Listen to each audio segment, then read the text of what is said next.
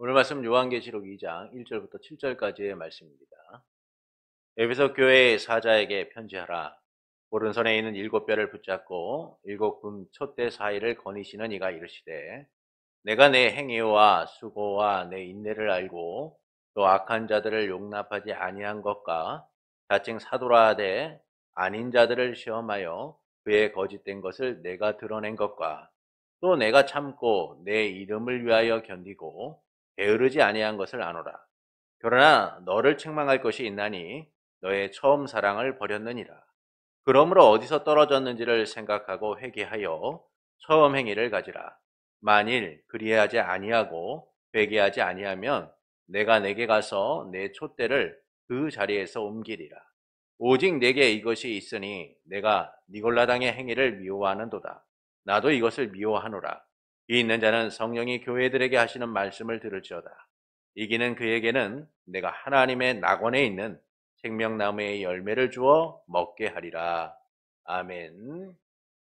사람들은 영원한 사랑을 꿈꾸지만 이 사랑이라는 것이요 영원하지 않다라는 사실을 이 삶에서 경험하게 됩니다.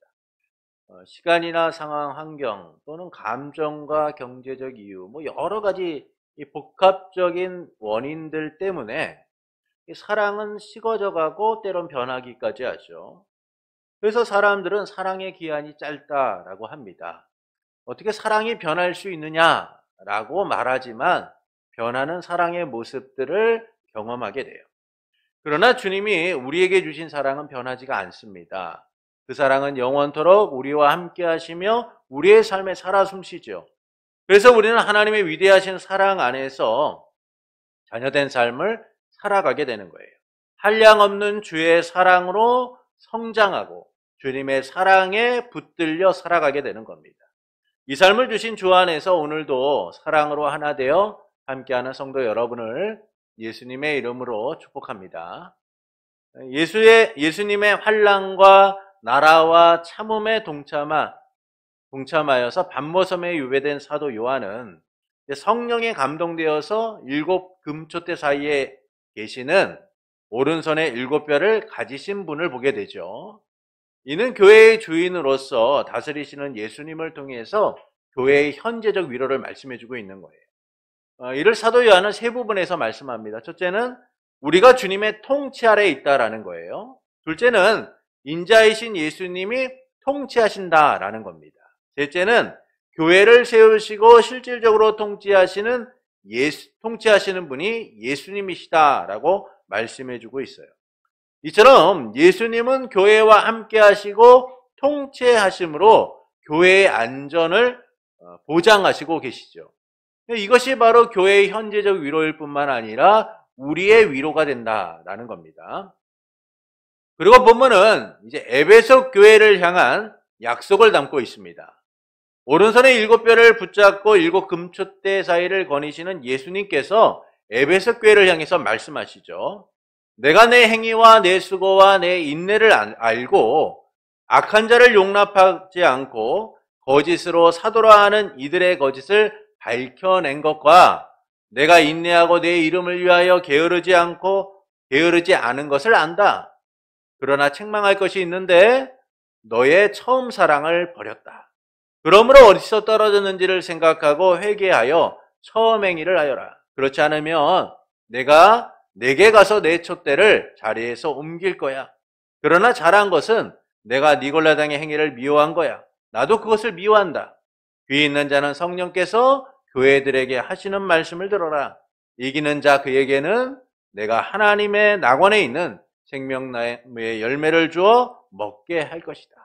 이처럼 7금촛대 사이를 거니시는 예수님께서는 에베소 교회의 사자에게 편지하라라고 말씀하면서 에베소 교회를 향한 말씀을 하십니다. 이를 통해서 말씀하시는 바는 무엇일까요? 사랑하는 모든 이들은요, 사랑이 영원할 거라고 생각을 합니다. 그러나 사랑은 알지 못하는 사이에 변하는 것을 보게 되죠. 사랑의 감정과 태도와 언어 등 사랑의 연수가 깊어질수록 변하는 것을 보게 됩니다. 그래서 변한 사랑으로 상처 입고 아파하기도 하죠. 믿었던 사랑의 배신으로 고통스러워하기도 합니다. 이처럼 사랑은 우리의 기대와 다르게 쉽게 변하는 것을 보게 돼요.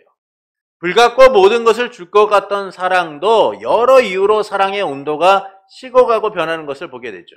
그래서 처음 사랑은 사라지고 냉랭한 마음만 채워지는 것을 보게 돼요. 이처럼 사랑하는 이들은 한결같은 사랑을 하기를 원하지만 그 사랑을 유지하고 지키는 것이 힘들다는 것을 우리는 알게 됩니다. 그런데 이 사랑하는 이들도 사랑하는 것이 힘든데 교회 공동체 안에서 서로를 사랑하는 일은 얼마나 어려울까요? 이 사랑은 우리의 선택에 의해 이루어진 게 아니잖아요. 우리가 누군가를 사랑할 때 어떻습니까? 우리의 선택에 의하여 이루어져요. 아, 저 사람 괜찮은 사람이구나. 내가 저 사람을 사랑해야지. 여러분, 강제적으로 끌려가서 사랑을 강요받거나 어쩔 수 없이 사랑하는 경우는 별로 없어요. 대부분의 사랑은 나의 선택에 의하여 이루어지죠.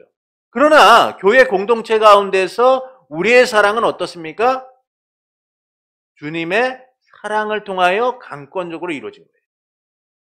주님에 의하여 우리가 하나님을 사랑하듯이 이웃을 사랑하기를 명령받았기 때문이죠.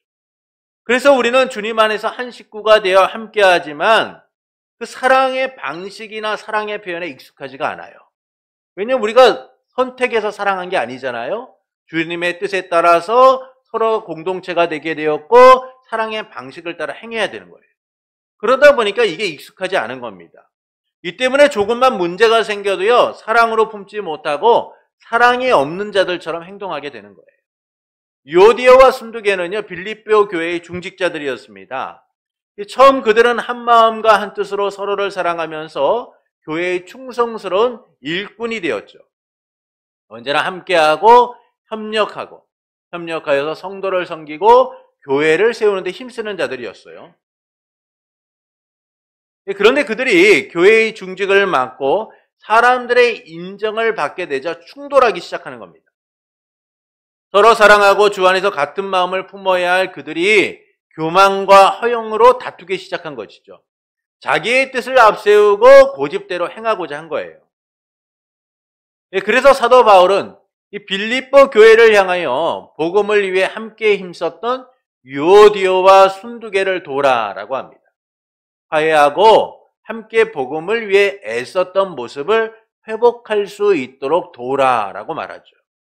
이처럼 서로 사랑했던 성도들이 사랑하던 마음을 잃고 갈등하는 모습들을 보게 됩니다. 이는 모든 교회가 직면한 현실이며 걱정하는 문제이기도 해요. 사랑으로 하나 되지 못하고 사랑을 잃은 교회. 사랑은 우리의 기대처럼 영원하지 않고 쉽게 변하기 때문에 우리가 사랑하고자 하는 이 교회 공동체 안에서도 이런 문제들은 생길 수밖에 없어요. 그런데 7 금초대 사이를 거니시는 예수님께서 에베소 교회를 향하여서 처음 사랑을 회복하라 라고 말씀하고 있는 겁니다. 사랑은 언제나 변할 수 있는데 사랑을 회복하여 지키라 라고 말씀하고 있는 것이죠. 사랑이 교회 안에 지속되도록 하라라는 거예요. 오른손에 7뼈를 붙잡고 7 금초대 사이를 거니시는 예수님께서 에베소 교회를 향해 말씀하십니다. 너의 헌신과 열심을 안다. 내가 나를 위하여 게으르지 않고 열심을 내었다는 것을 나는 안다. 그러나 책망할 것이 하나 있는데 내가 처음 사랑을 버렸다. 그러므로 어디서 떨어졌는지를 생각하여 회개하고 처음 행위를 하여라. 그렇지 않으면 내가 내게 가서 내 촛대를 그 자리에서 옮길 거라라고 하시죠.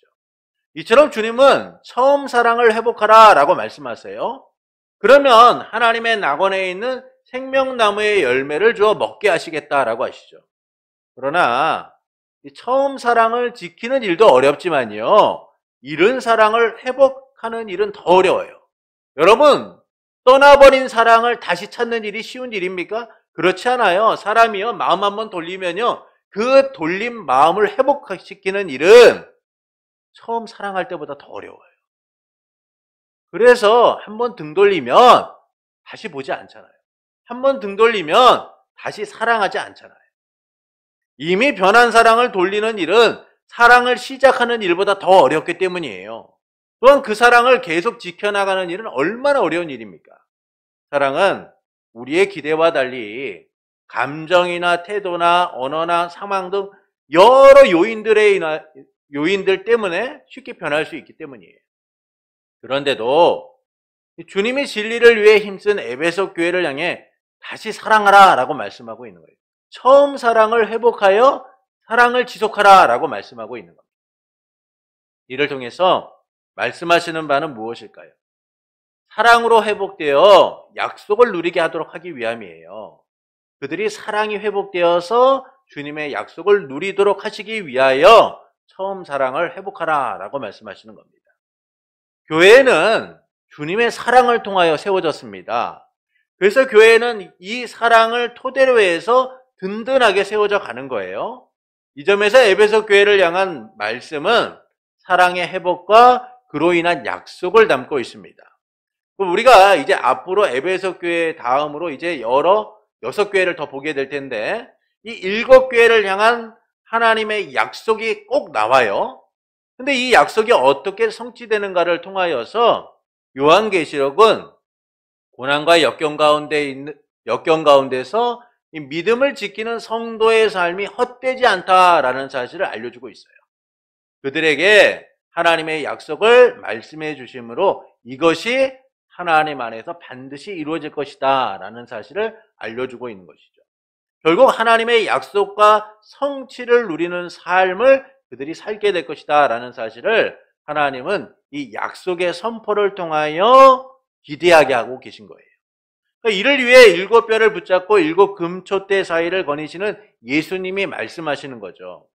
우리는 지난 시간 교회의 참주인이신 인자 같은 이가 누구시냐? 바로 예수님이다 라는 사실을 함께 나누었습니다. 이 점에서 7 금초대 사이를 거니시는 이란 바로 예수님을 말씀하고 있는 것이죠. 그분께서 교회에 임재하여 함께하고 계시다라는 거예요. 주님의 시선이 머무는 것이 바로 교회다라고 알려주고 있는 거예요. 교회를 다스리신 예수님께서 함께하시며 그분의 시선이 머무시는 이 지상교회를 향하여 지금 말씀하고 있는 겁니다. 그 첫 번째 교회가 바로 에베소 교회죠. 예수님께서는 에베소 교회를 향해서 3가지를 말씀하십니다. 첫째, 에베소 교회의 행위, 곧 수고와 인내를 안다라고 하시죠. 본문 2절부터 3절의 말씀을 보시겠습니다. 우리 함께 읽겠습니다. 내가 내 행위와 수고와 내 인내를 알고 또 악한 자들을 용납하지 아니한 것과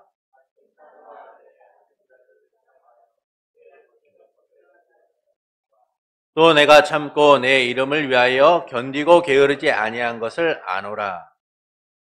예수님께서는 내 행위와 수고와 인내를 안다라고 하세요.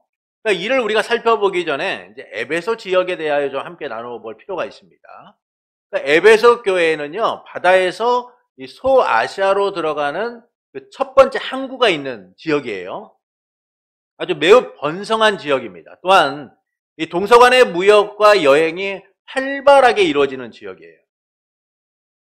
특히 에베소 교회는 이제 거대한 아데미 신전이 있었는데 이 신전의 크기가 얼마나 컸던지요. 고대 7대 불가사리 중에 하나라고 할 정도로 이 아데미 신전은 매우 크고 대단했습니다. 또한 우상 숭배가 만연했던 곳이죠. 또한 에베소 교회는 2만 5천 명이나 수용할 수 있는 원형극장이 있었어요.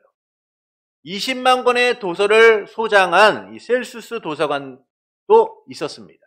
이처럼 에베소라는 지역은 경제, 문화, 사회 모든 면에서 발달된 지역이다라는 거예요. 특히 그 지역은 우상 숭배가 만연했다라는 것이죠. 그러니까 이런 곳에서 신앙을 지키는 일이 쉬웠겠느냐라는 겁니다. 어려울 수밖에 없죠. 그래서 주님은 내 행위와 수고와 인내를 안다라고 말씀하고 있는 거예요. 그들이 얼마나 이 우상 숭배가 만연된 지역에서 진리를 수호하기 위하여 힘썼는지를 주님은 아신다라고 말씀하는 겁니다. 그래서 내 행위와 수고와 인내를 안다라고 하시죠. 여기서 내 행위와 수고와 인내를 한다라는 말은 내 행위, 곧 내 수고와 인내를 한다라는 말로 바꿔서 말할 수가 있는 거예요. 그러니까 이것은 여기서 행위라는 말은 이제 일반적인 인간의 전체적인 행동을 얘기합니다. 그러니까 넓은 의미에서는 우리의 모든 삶을 이야기하는 것이죠. 주님께서 내 행위를 안다라고 할 때 내가 너의 모든 삶을 알고 있다라고 말씀하고 있는 거예요. 근데 그 모든 삶이 무엇이냐? 수고라는 겁니다. 육체적 피로를 느껴 피가 흘릴 정도로 최선을 다하는 삶을 살고 있는 그들의 수고, 그리고 하나님의 통치를 방해하는 그 대적자들과 끝까지 싸우고자 인내하고 있는 그들의 인내를 주님이 아신다는 거예요. 그러니까 에베소 교회의 성도들의 삶이, 에베소 교회의 이 모습이 얼마나 치열한가를 보여주고 있는 거죠. 그들의 전체의 삶이 수고와 인내가 있는 너무나 치열하고 힘든 삶이다라고 말씀해주고 있는 거예요. 그러니까 이처럼 에베소 교회는 모든 삶에 있어서 주님을 위해 고통스러운 수고를 하며 인내하는 교회였다라는 겁니다.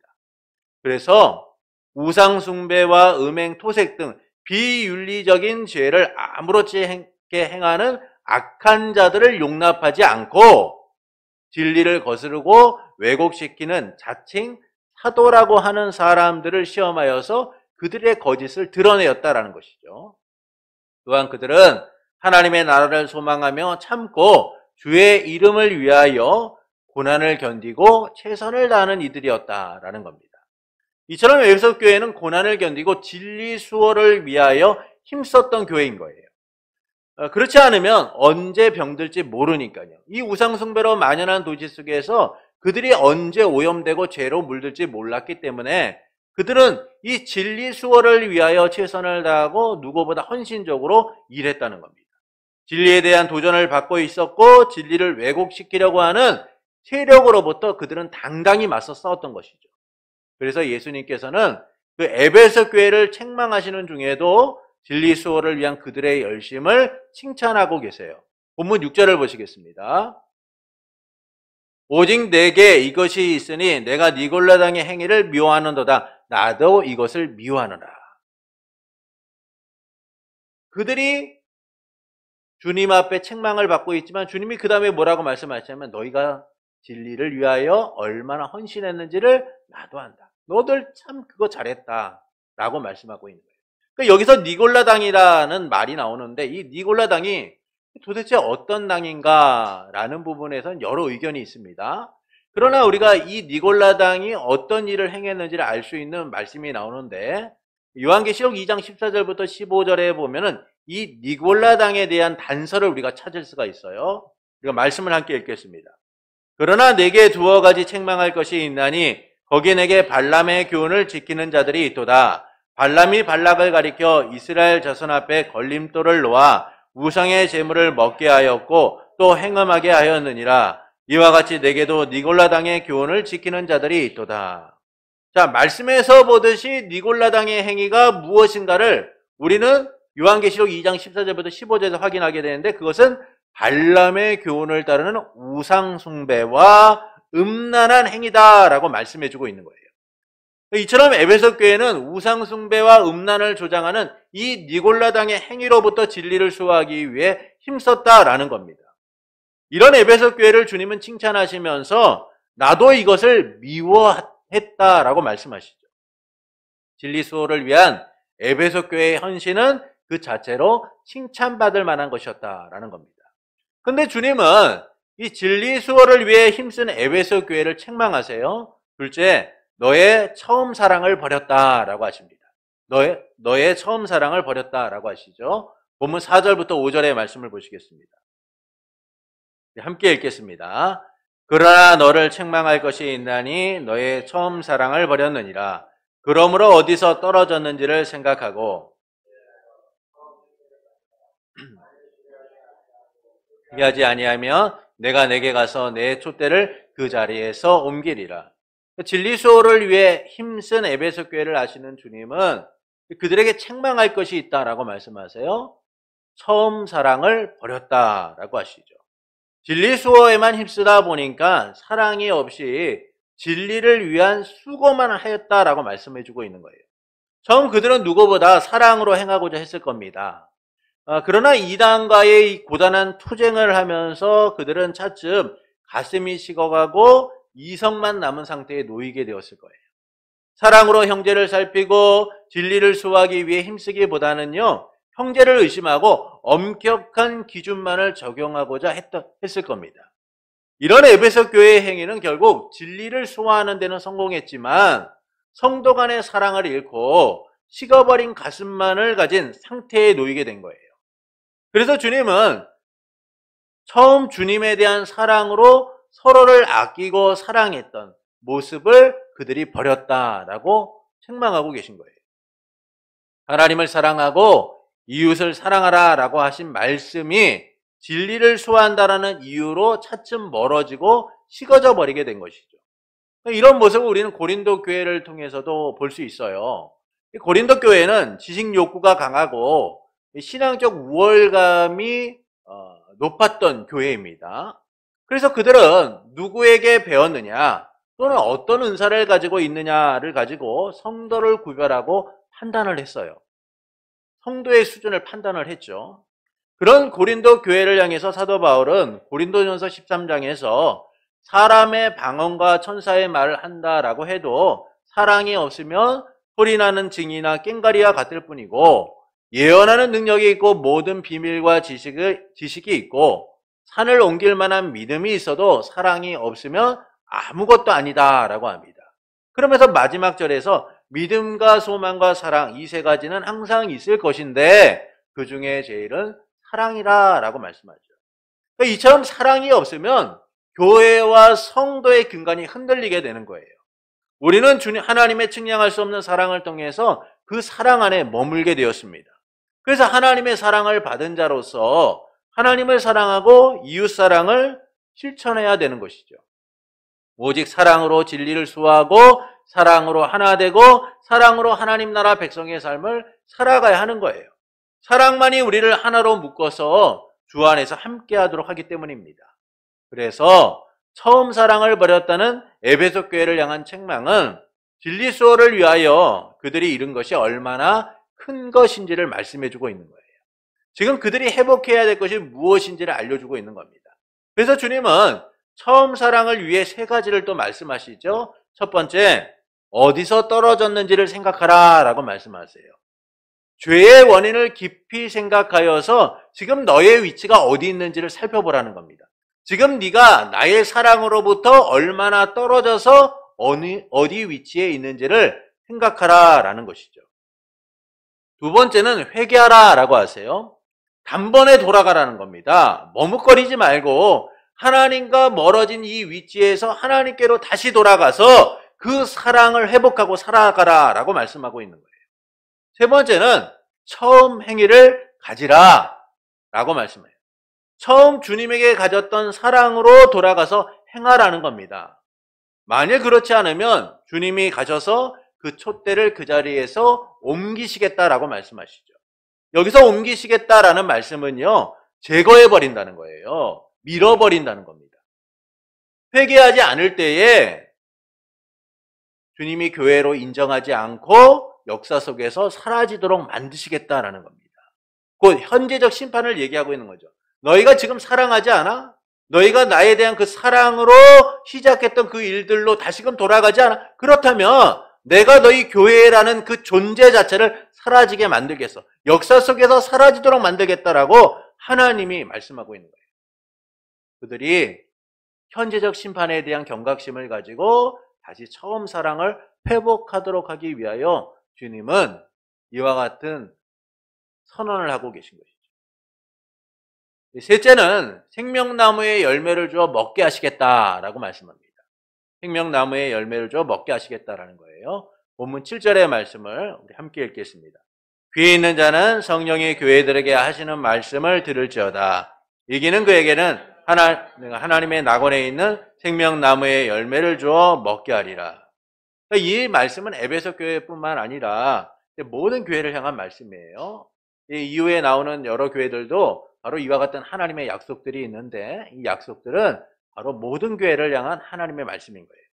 오직 주님의 말씀대로 행하는 이들, 그들을 이기는 자다라고 하는데 이단들은 이 이기는 자라는 표현을 어떤 특별한 자들 이렇게 이야기를 하고 이기는 자들에 대한 어떤 의미를 많이 부여들 합니다.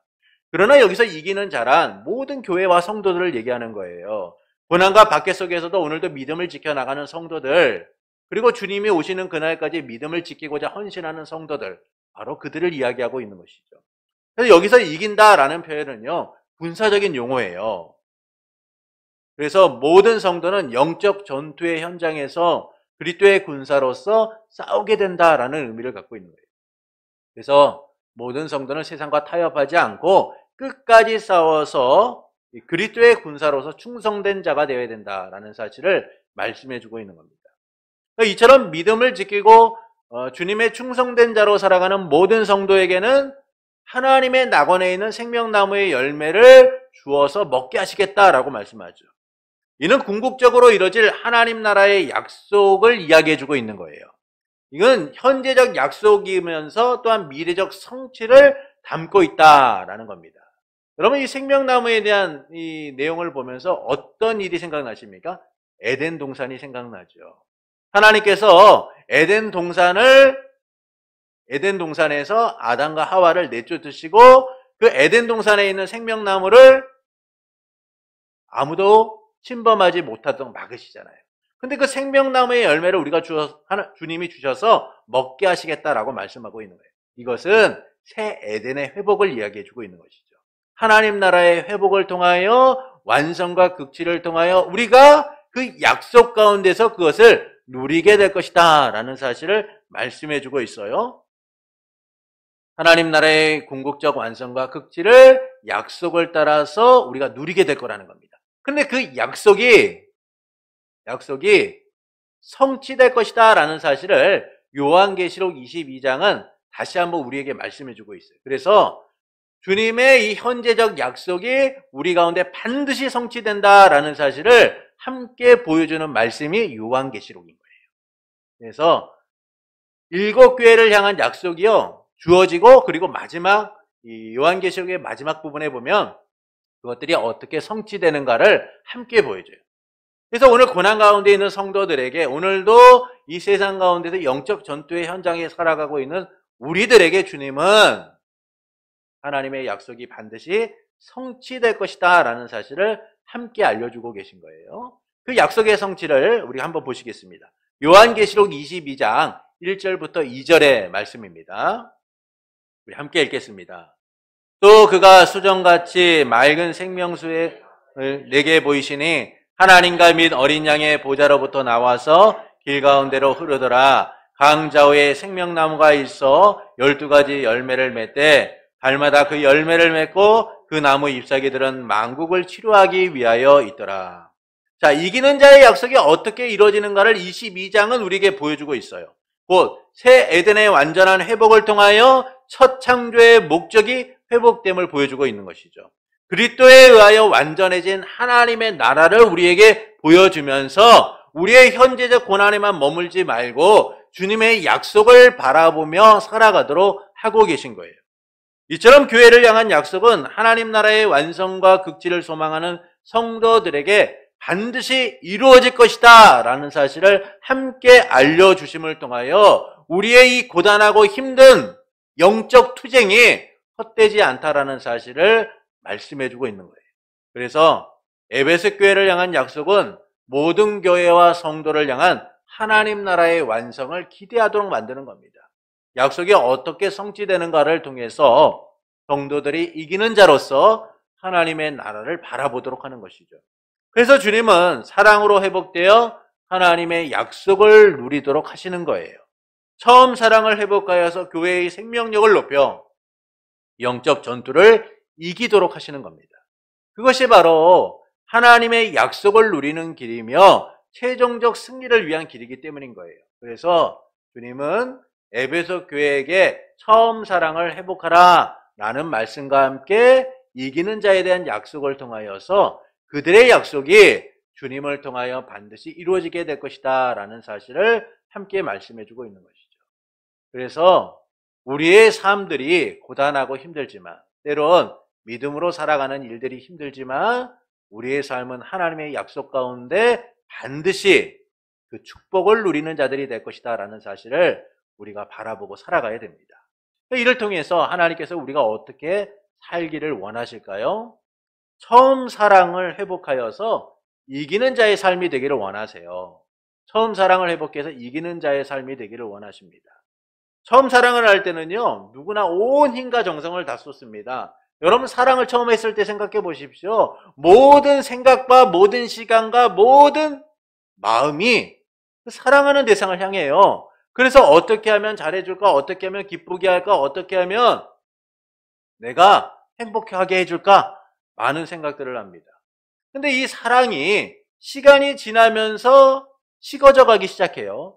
사랑에 대한 열정도 식어져 가고 사랑의 방식도 식어져 가고 대하는 모습도 식어져 가죠.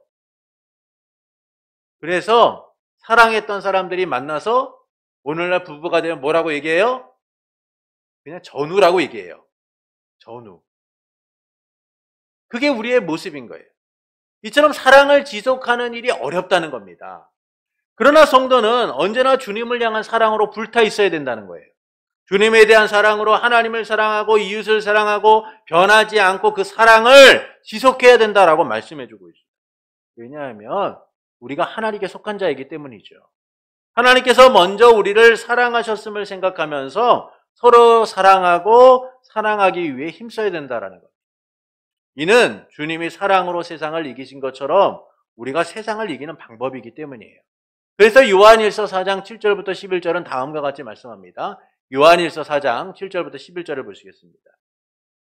네, 말씀이 좀 길어서 우리 교독하겠습니다. 사랑하는 자들아 우리가 서로 사랑하자. 사랑은 하나님께 속한 것이니 사랑하는 자마다 하나님으로부터 나서 하나님을 알고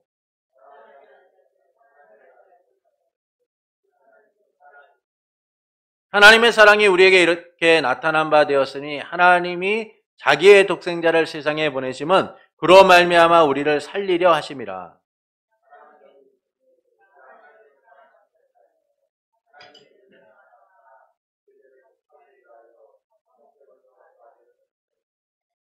우리 같이 읽겠습니다. 사랑하는 자들아 하나님이 이같이 우리를 사랑하셨은즉 서로 사랑하는 것이 마땅하도다.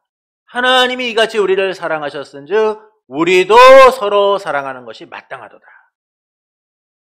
우리는 하나님의 사랑으로 새 삶을 살게 되었고 그분께 속한 자가 되었어요. 이를 위해 하나님께서 독생자 예수 그리스도를 세상에 보내셔서 우리를 살리신 겁니다. 유일하신 아들을 화목제물로 내어주셔서 우리의 죄를 정결케 하시고 주님의 사랑으로 우리를 품으신 것이죠. 이 놀라운 사랑으로 우리는 구원의 은혜를 누리며 하나님 나라 백성의 삶을 살게 되었어요. 세상이 줄 수 없는 하나님의 위대한 사랑을 누리며 베풀며 살아가는 자들이 된 겁니다. 이것은 우리의 형편과 우리의 상황과 우리의 처지와 우리의 선택에 의하여 이루어진 것이 아니라 하나님이 우리를 먼저 사랑하심을 통하여 우리 또한 서로 사랑하도록 하셨기 때문이에요. 마땅하도다라는 말씀처럼 이것이 우리의 의무이고 책임이고 우리가 짊어져야 되는 사랑의 짐인 거예요. 그런데 그 사랑을 받은 우리가 사랑이 식은 채 살아갈 때가 많다라는 거예요. 사랑이 식은 채 살 때가 많아요. 처음 주님을 영접하고 주님과 이웃에 대한 사랑으로 가득했던 우리가요, 메마른 감정과 식어버린 가슴으로 살 때가 많아요. 그것은 사랑에 익숙해졌기 때문이에요. 사랑에 익숙해졌기 때문입니다. 주님이 베푸신 사랑에 대한 감정이 어느 순간 익숙해지고 일상화되다 보니까 감정에 굳이 반응하지 않는 거예요. 형식적인 사랑의 표현, 방식에 따라 행동하게 되는 것이죠. 그러다 보니까 주님에 대한 사랑으로 감격했던 마음은 사라지고요. 형식적인 관계만을 유지하게 되는 거예요. 무뎌진 의무감으로 말하고 행동하게 되는 것이죠. 이렇게 사랑이 식어진 채 사랑의 형식과 의무만 남다 보니까 어떤 문제를 처리하는 데 있어서 사랑으로 반응하지 못하는 거예요. 사랑의 마음으로 왜 저 사람이 저런 일을 저질렀을까? 사랑의 마음으로 왜 우리가 이 문제를 어떻게 처리해야 될까를 생각하기보다는 사랑이 반응하지 않은 채 냉랭한 가슴과 차가운 이성만을 가지고 그 문제를 처리하고자 하는 거예요. 에베소 교회가 진리수호라는 명목 아래 처음 사랑을 익은 것처럼 사랑에 대한 노력이나 반응이 없이 형식적으로 대하게 되면 우리 또한 식은 가슴과 냉랭한 이성으로만 대할 수밖에 없어요. 이 때문에 교회 안에 성도 간에 갈등이 생기고 사랑으로 서로 이해하고 용서하기보다는 원수처럼 대하는 경우가 많아요.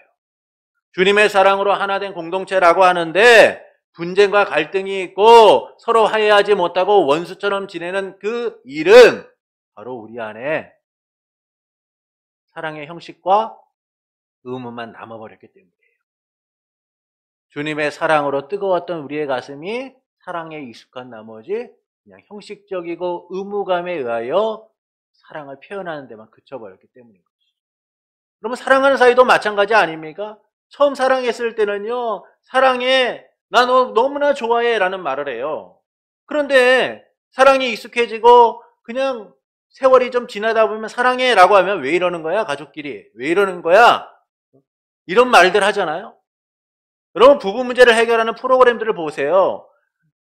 사랑이 식은 이들의 모습이 얼마나 치열하고 처참한가를 봐요. 아니 도대체 저 사람들 왜 사는 거야? 라는 생각이 들 정도로 그 모습이 너무나도 안타까워요. 사랑이 아닌 전쟁을 선포하고 서로 싸우고 이기기 위하여 죽기 살기로 싸우잖아요. 이처럼 사랑에 익숙해지면요, 사랑의 힘을 잃게 되는 거예요. 여러 현실적인 문제에 쉽게 무너지고 갈등만 쌓이게 되는 겁니다. 그러나 사랑이 회복되면 어떤 장애물도 그들을 막지 못하는 거예요. 사랑은 모든 것을 이기고 더욱 굳건하게 하기 때문인 거예요. 그래서 교회는 서로 사랑하기 위해 힘써야 됩니다. 주님의 사랑을 감격 속에서 누렸던 처음 사랑을 회복해서 성도와 이웃, 또 내 가정 가운데 있는 나의 자녀와 내 배우자들을 사랑하기 위해 힘써야 돼요. 더 나아가서 직장 가운데 있는 동료들을 사랑하기 위하여 힘써야 되는 거예요.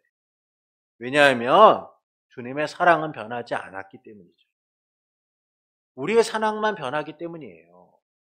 익숙해진 사랑에 무감각해지고 삶의 여러 문제를 가지고 와서 사랑의 가치를 폄하하고 살아서는 안 돼요.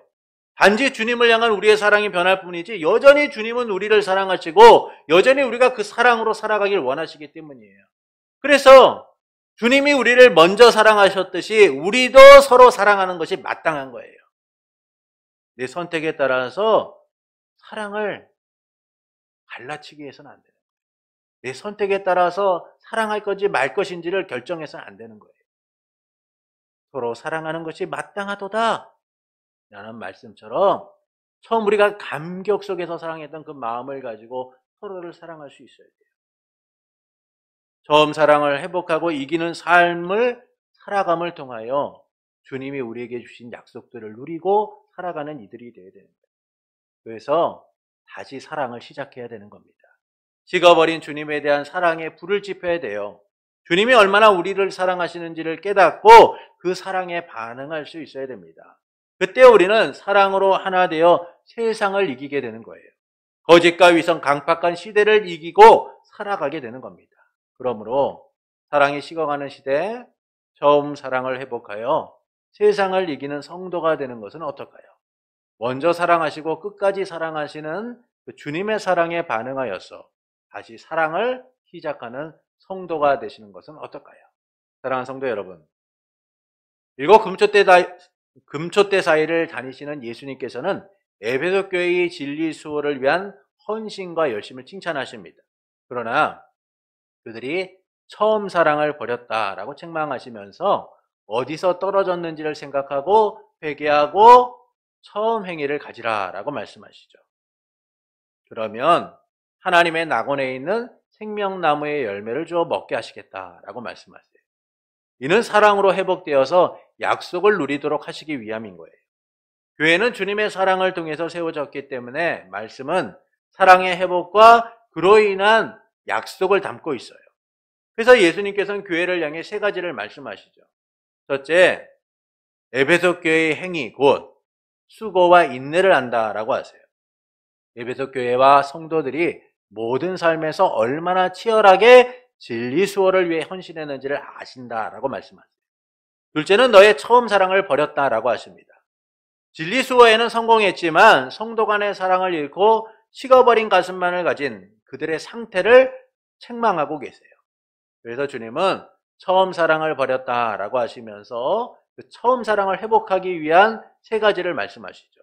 첫 번째, 어디서 떨어졌는지 현재의 위치를 생각해라. 두 번째, 회개하여 처음 사랑의 위치로 돌아가라. 세 번째는 처음 사랑대로 행했던 그 모습대로 다시 행해라 라고 말씀해요. 셋째, 생명나무의 열매를 주어 먹게 하시겠다라고 말씀합니다. 이 말씀은 모든 교회와 성도들을 향해 하시는 말씀이죠. 그래서 사랑으로 회복되어서 주님을 위해 싸우는 모든 성도는 하나님 나라의 완성과 극치를 누리게 될 것이다 라고 말씀해요. 새 에덴의 회복을 누리게 될 것이다 라고 말씀합니다. 이처럼 에베소 교회를 향한 말씀은 사랑의 회복이 최종적 승리를 위한 방법임을 말씀해주고 있어요. 그래서 처음 사랑을 회복하여서 교회의 생명력을 높이고 영적 전투의 현장에서 승리하는 자가 되라 라고 말씀해주고 있는 겁니다. 이를 통해서 하나님께서는 우리가 어떻게 살기를 원하실까요? 처음 사랑을 회복하여 이기는 삶이 되기를 원하시는 거예요. 그러나 우리는 사랑이 식은 채 살 때가 많아요. 그것은 사랑에 익숙해졌기 때문인 겁니다. 그래서 형식적인 사랑에만 반응하고 진정한 사랑의 모습을 보이지 않을 때가 많죠. 고단하고 힘든 현실마저 사랑에 무뎌지게 해요. 사랑에 대한 필요성을 느끼지 못한 채 무감각하게 살아가게 하는 겁니다. 그러나 주님은 우리가 사랑을 처음 했을 때 그 사랑이 회복되어서 세상을 이겨나가기를 원하세요. 그것은 주님이 우리를 먼저 사랑하셨고 그 사랑 안에 우리를 거하게 하셨기 때문인 겁니다. 그래서 사랑하는 일은요, 선택이 아니라 우리의 의무이고 책임인 거예요. 그러므로 우리는 이 사랑을 다시금 깨워야 합니다. 다시 사랑의 감각들을 깨워서 주님의 사랑을 깊이 느끼고 형제와 이웃을 사랑할 수 있는 이들이 되어야 하는 거예요. 그러므로 사랑이 식어가는 시대에 처음 사랑을 회복하여서 세상을 이기는 성도가 되시는 것은 어떨까요? 먼저 사랑하시고 끝까지 사랑하시는 주님의 사랑에 반응하여서 다시 사랑을 시작하고자 애쓰는 성도가 되시는 것은 어떨까요? 그때 사랑으로 우리가 다시 일어나게 될 거예요. 사랑이 주는 참 가치를 누리며 사랑의 감격 속에서 살아가게 될 겁니다. 형식적인 사랑이 아니라 진정한 사랑을 통하여 서로를 아끼고 서로를 위하여 나누는 그런 삶을 살아가게 될 거예요. 날마다 다시 시작된 사랑의 기쁨으로 충만하게 될 겁니다. 그러므로 식어버리고 잃어버린 사랑의 세포를 깨워서 다시 주님을 향한 사랑으로 회복되기를 원하는 성도 여러분에게 먼저 사랑하시고 끝까지 사랑하시는 삼위일체 하나님으로 인하여 사랑의 감격과 기쁨을 삶의 곳곳에서 누리는 복된 삶이 되기를 예수님의 이름으로 축원합니다.